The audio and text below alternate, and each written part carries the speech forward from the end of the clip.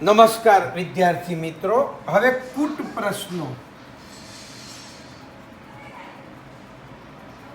તો કૂટ પ્રશ્નોમાં અહીંયા ખાસ યાદ રાખજો કે બે સંખ્યાઓનો સરવાળો આપ્યો હોય, આપણને સરવાળો, બે સંખ્યાઓનો સરવાળો આપ્યો હોય તો શું કરવાનું? તો એમાં એક સંખ્યા x ધારવાની. ધારો કે એક સંખ્યા બરાબર x અને બીજી સંખ્યા બરાબર સરવાળો માઇનસ x. જે સરવાળો આપ્યો હોય, દાખલા તરીકે બે સંખ્યાઓનો સરવાળો 27 છે, તો આપણે એક સંખ્યા x કહેવાની અને બીજી સંખ્યા 27 માઇનસ x કહેવાની. એટલે એક આ યાદ રાખવાનું. પછી ઉંમરવાળા દાખલા આવે, ઉંમરવાળા, તો એમાં હાલની ઉંમર ધારવાની. ધારો કે હાલની ઉંમર બરાબર x અને પહેલાની ઉંમર આવે તો માઇનસ કરવાના. પહેલાની ઉંમર તો x માઇનસ અને પછીની ઉંમર આવે તો x પ્લસ કરવાના. આ ઉંમરવાળા દાખલાની અંદર. પછી ઝડપવાળા દાખલા. ઝડપવાળા દાખલાની અંદર આપણને ખબર છે ઝડપ બરાબર અંતર ભાગ્યા સમય. આના ઉપરથી જો મારે સમય શોધવાનો હોય તો સમય ઉપર આવે, ઝડપ નીચે જાય, એટલે અંતરના છેદમાં ઝડપ, આ સમય બરાબર થયો. અને જો મારે અંતર શોધવાનું હોય તો સમય ઉપર આવે, એટલે ઝડપ ગુણ્યા સમય, જો અંતર શોધવાનું હોય તો. આ ઝડપવાળા દાખલા હતા. પછી લંબચોરસ આવે. આ લંબચોરસ આવે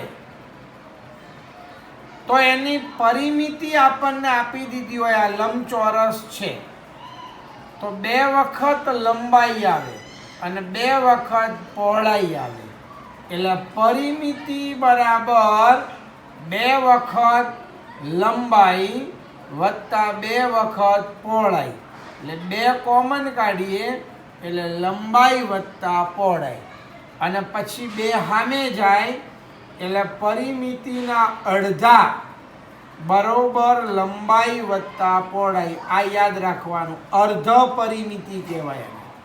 પરિમિતિના અડધા એટલે અર્ધ પરિમિતિ બરાબર લંબાઈ વત્તા પહોળાઈ. એટલે હવે આપણે શું કરવાનું? ધારો કે લંબાઈ બરાબર x, તો પહોળાઈમાં શું લેવાનું? જ્યાં અર્ધ પરિમિતિ આવી હોય ને એમાંથી બાદ કરી દેવાનું. આની જેમ સરવાળો, એટલે સરવાળો છે બંનેનો, એટલે અર્ધ પરિમિતિમાંથી બાદ કરવાનું, બરોબર. અને જો એનું ક્ષેત્રફળ આપેલું હોય અથવા શોધવાનું હોય તો આપણું સૂત્ર, તો લંબચોરસનું ક્ષેત્રફળ બરાબર લંબાઈ ગુણ્યા પહોળાઈ. એ પ્રમાણે કાટકોણ ત્રિકોણ આપે, યાદ રાખજો. કાટકોણ ત્રિકોણ, આ કાટકોણ ત્રિકોણ આવે એટલે તમારે 2 વસ્તુ યાદ રાખવાની. આ કાટકોણ ત્રિકોણમાં આને પાયો કહેવાય, આને વેધ કહેવાય અને આને કર્ણ કહેવાય. તો હવે પહેલામાં પહેલી વસ્તુ પાયથાગોરસનો સિદ્ધાંત યાદ રાખવાનો. કે 2 બાજુના વર્ગનો સરવાળો કર્ણના વર્ગ બરોબર થાય, એટલે AB નો વર્ગ વત્તા BC નો વર્ગ બરાબર AC નો વર્ગ. એક આનો ઉપયોગ કરવાનો. અને આનું ક્ષેત્રફળ શોધવાનું હોય તો ત્રિકોણનું ક્ષેત્રફળ બરાબર 1/2 પાયો ગુણ્યા વેધ. એક આ વસ્તુ તમારે યાદ રાખવાનું. પછી એટલે આ તમારે લંબચોરસ હોય કાટકોણ ત્રિકોણ હોય, ઝડપવાળા હોય, ઉંમરવાળા, 2 આંકડાની સંખ્યાવાળા હોય. હવે ક્રમિક સંખ્યાઓ આવે.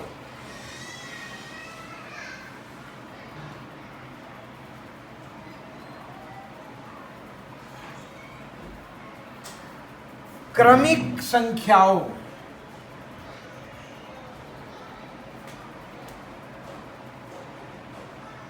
ક્રમિક સંખ્યાઓ આવે તો પહેલી સંખ્યાને x કહેવાની, પછીની સંખ્યાને x plus 1, x plus 2, x plus 3 આમ લેવાની.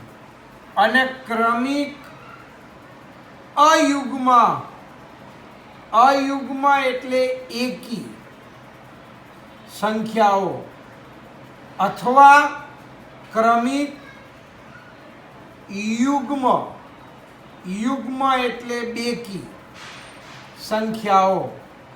યાદ રાખજો, અયુગ્મ આવે અથવા યુગ્મ આવે, બંનેમાંથી ગમે તે આવે તો પહેલી સંખ્યા x ધારવાની અને બીજી સંખ્યા 1 છોડી એટલે x પ્લસ 2, ત્રીજી સંખ્યા કઈ હોય તો x પ્લસ 4.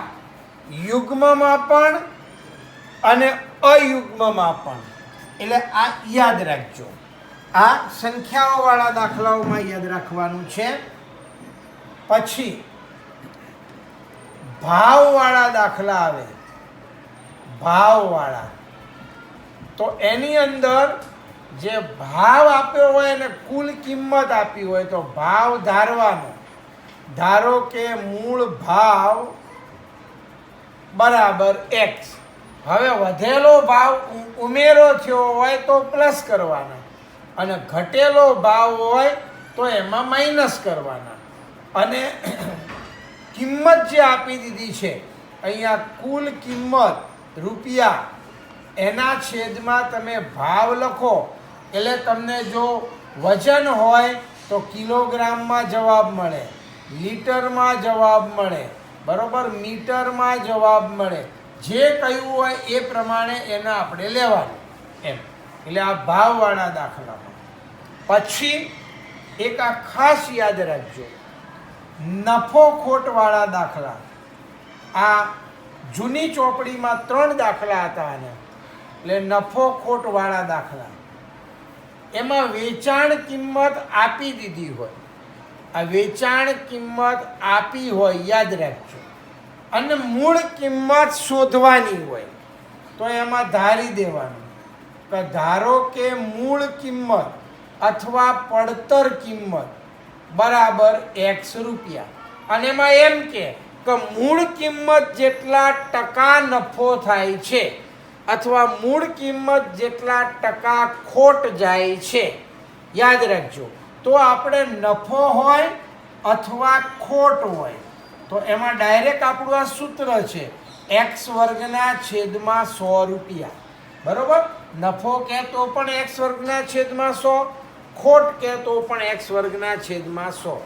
અને જો નફો કહે તો આપણે નફાનું સૂત્ર મૂકવાનું, વેચાણ કિંમત માઇનસ મૂળ કિંમત. અને ખોટ આવે તો મૂળ કિંમત માઇનસ વેચાણ કિંમત. કારણ કે મૂળ કિંમત કરતાં વેચાણ કિંમત વધારે હોય તો નફો થાય, મૂળ કિંમત કરતાં વેચાણ કિંમત ઓછી હોય તો ખોટ જાય. એટલે આ નફો ખોટવાળા દાખલામાં આ યાદ રાખજો. હવે નદીની અંદર બોટવાળો દાખલો.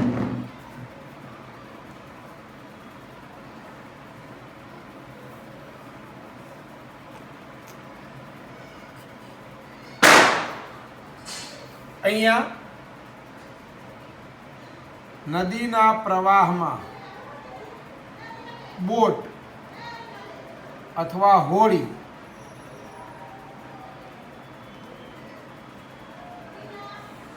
તો એમાં આપણને એક વસ્તુ આપી દીધી હોય તો હોડીની ઝડપ આપી દીધી હોય અથવા નદીના પ્રવાહની ઝડપ આપી દીધી હોય. યાદ રાખજો. તો તમારે જે આપી દીધું હોય તો બંને શોધવાનું હોય તો એને ત્રીજું ચેપ્ટર કહેવાય. યાદ રાખજો. અહીંયા આ હોડીની ઝડપ અને નદીના પ્રવાહની ઝડપ બંને શોધવાનું હોય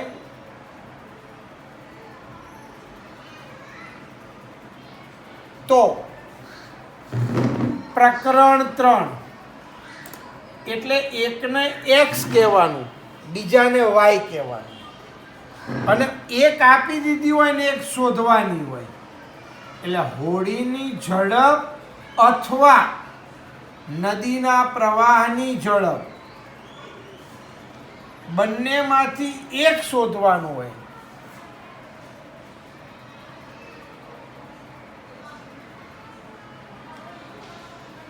એક શોધવાનું હોય તો આ પ્રકરણ 4, પ્રકરણ 4 પ્રમાણે ગણવાનું. એમાં યાદ રાખજો કે જ્યારે હોડી નદીના પ્રવાહની દિશામાં જાય ત્યારે બંને ઝડપોનો સરવાળો થાય, અને જ્યારે હોડી સામા પ્રવાહની દિશામાં આવે ત્યારે બંને ઝડપોની બાદબાકી થાય. આ બાદબાકી થાય એમાં ખાસ મગજમાં રાખજો, હોડીની ઝડપમાંથી નદીના પ્રવાહની ઝડપ બાદ થાય. જો ભૂલથી તમે નદીના પ્રવાહની ઝડપમાંથી હોડીની ઝડપ બાદ કરી તો ના ચાલે. એટલે યાદ રાખજો કે નદીના પ્રવાહની દિશામાં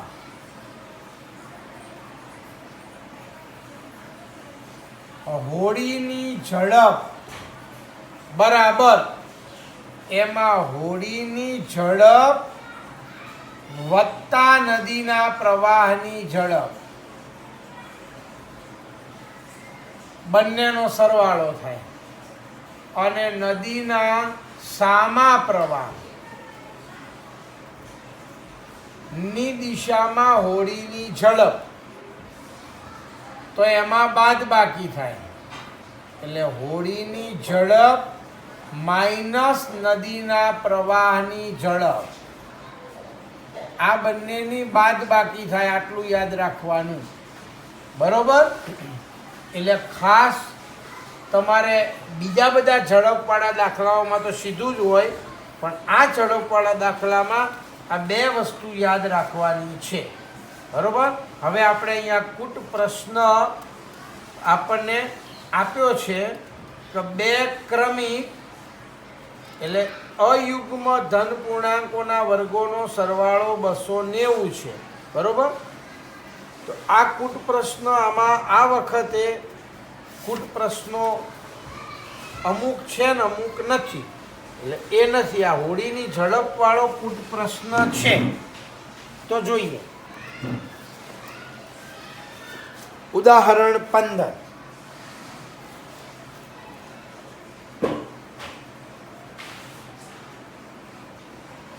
ઉદાહરણ 15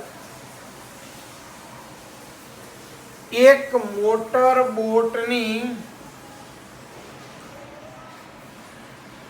શાંત પાણીમાં ઝડપ 18 કિમી પ્રતિ કલાક છે. અહીંયા મોટર બોટની શાંત પાણીમાં ઝડપ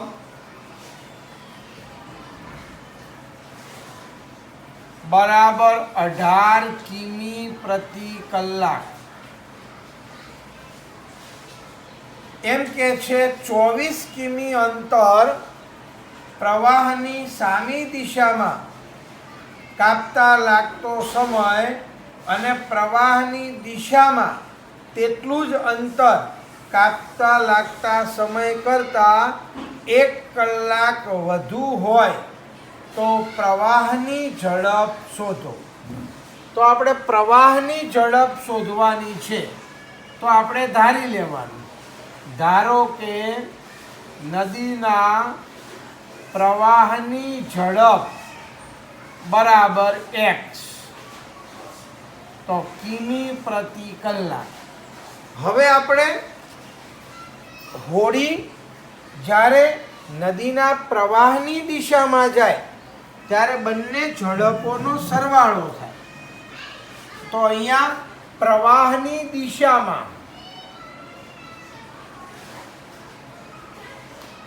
મોટર બોટની ઝડપ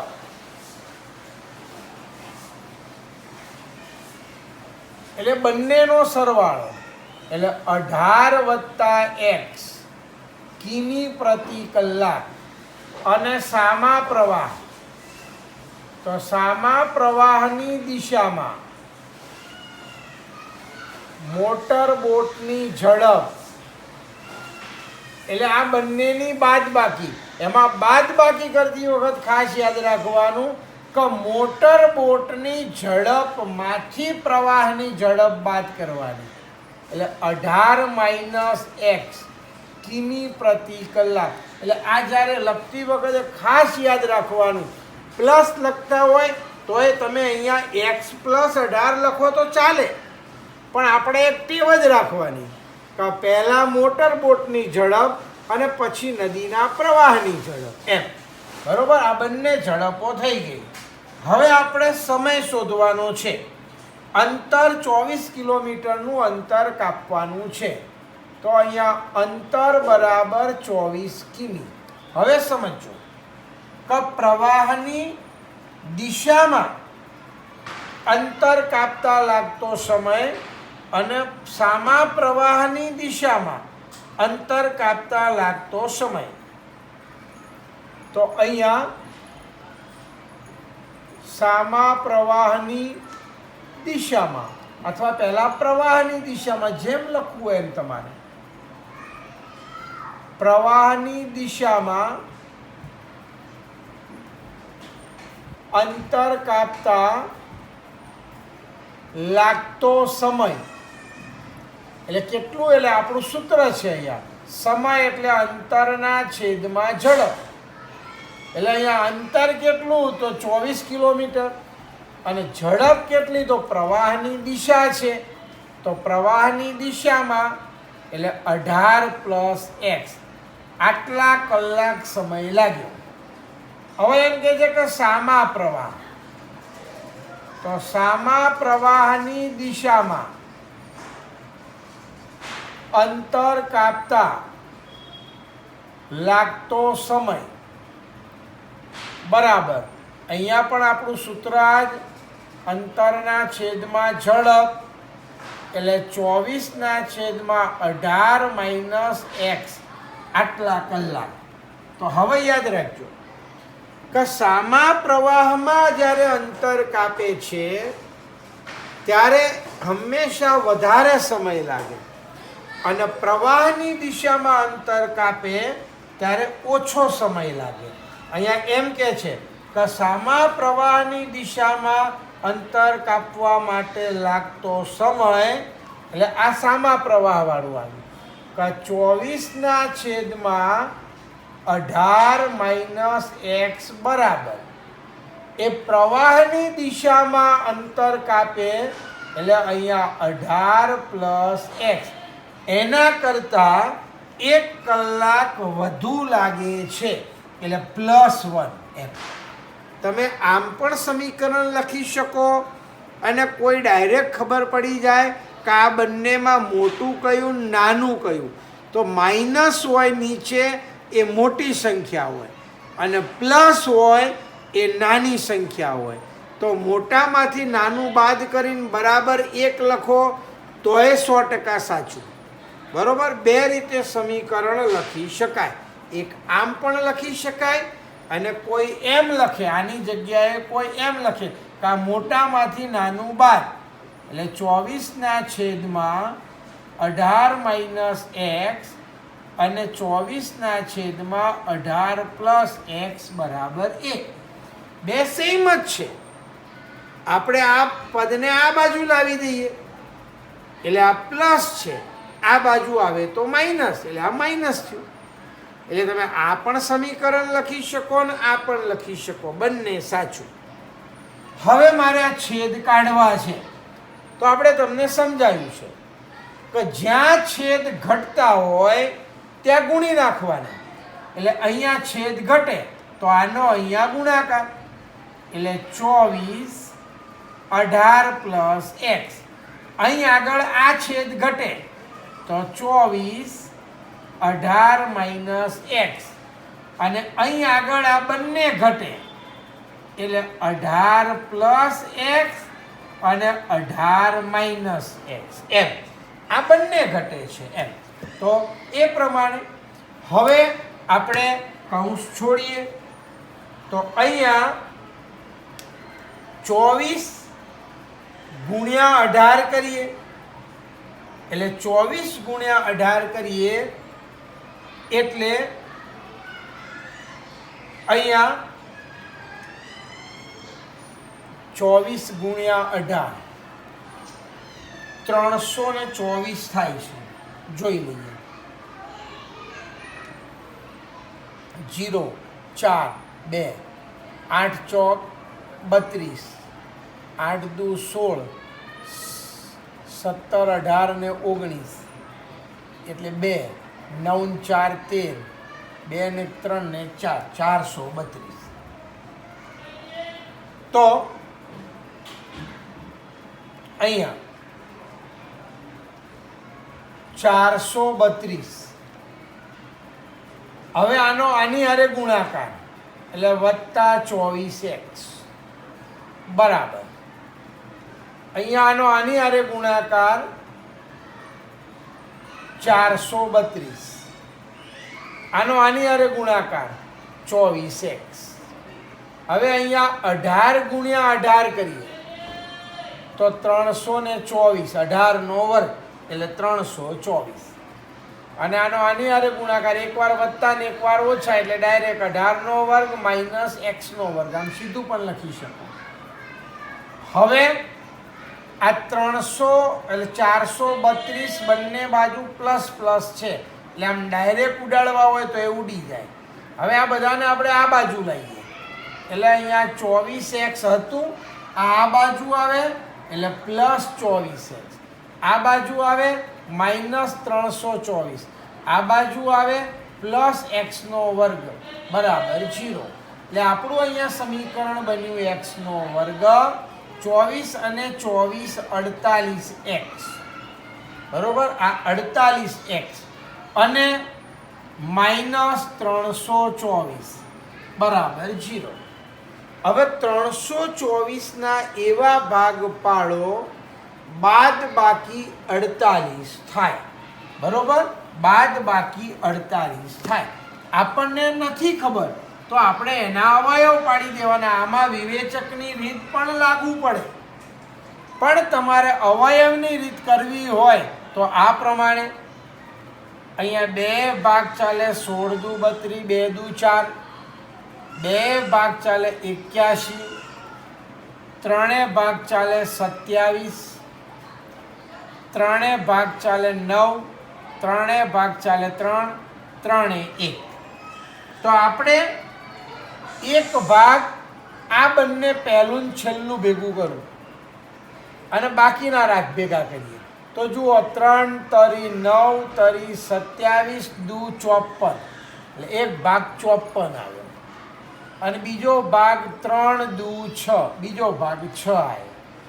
બાદ બાકી 48 લાવવાની છે એટલે 54 માંથી 6 જાય એટલે 48.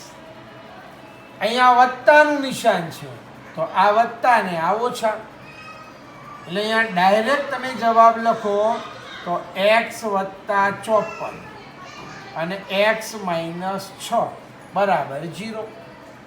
એટલે x વત્તા 54 બરાબર 0, x માઇનસ 6 બરાબર 0. એટલે x બરાબર માઇનસ 54 આ શક્ય નથી, ઝડપ કદી ઋણ ના હોય, અને x બરાબર 6 એટલે આપણો અહીંયા નદીના પ્રવાહની ઝડપ 6 કિમી પ્રતિ કલાક થઈ. આપણે આન્સર કરીને લખી નાખવાનો. અહીંયા નદીના પ્રવાહની ઝડપ 6 કિમી પ્રતિ કલાક છે, આ યાદ રાખવાનું બરોબર. તો આ આપણો કુટ પ્રશ્ન હતો. આવી રીતના હવે તમારે સ્વાધ્યાય 4.3 એમાં પહેલો દાખલો પૂર્ણ વર્ગની રીતે ઉકેલ શોધો ગણવાનો નથી, પણ એ બધા દાખલા આપણે સૂત્રની રીતે અવયવ શોધવાના છે. એટલે તમારે દાખલા નંબર 1ના જે દાખલાઓ 4 છે એ સૂત્રની રીતે શોધવાના, પછી દાખલા નંબર 3 એના પણ બીજ શોધવાના છે સૂત્રની રીતે, બરાબર. તો બીજો અને ત્રીજો આ 2 દાખલા તમારે હોમવર્કમાં કરવાના છે.